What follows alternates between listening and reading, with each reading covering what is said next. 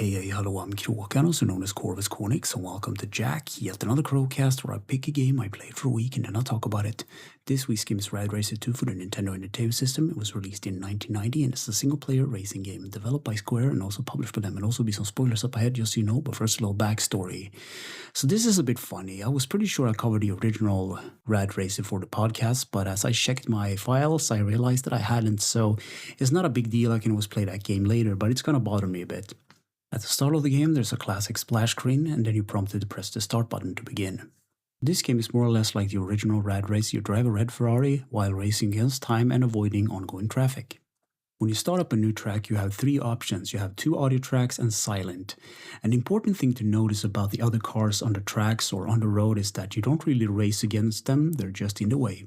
However, unlike the original Rad Race, you don't flip when you crash, you just sort of spin out. So what else on the screen besides the car and the road? Well, you have a number of laps and time, you have a speedometer and a power meter, and all of this is down at the bottom of the screen. Each track has 3 checkpoints, and if you don't make it, well, you lose. Another thing about the other cars on the track is that they are super aggressive and they just want you off the road. This game is a bit unforgiving, so if you make too many mistakes, you're out, obviously. So there are a couple of tracks and they have this sort of layer scrolling effect to them when the road sort of curves. One of the levels is played during the night with city lights in the background. One is played in the desert, another has like a white landscape. I think it's supposed to be Pennsylvania, but I'm not quite sure about that. There's also a beach level with like a sea in the background, and yeah, that's about it for the game. So, gameplay. You drive a red Ferrari around the track for the best time while avoiding traffic. Control, the D-pad is steering, the A button accelerates, the B button brakes, and the stop button pauses. Graphics. The graphics are pretty good. There are some sprite flicker when there are a lot of cars on the screen. I also like the parallaxing sort of scrolling effect as the road curves. You know, it moves the individual layers and it's kind of neat. Sound and music. Hiroshi Nakamura and Nobuo Uematsu made the soundtrack for this game.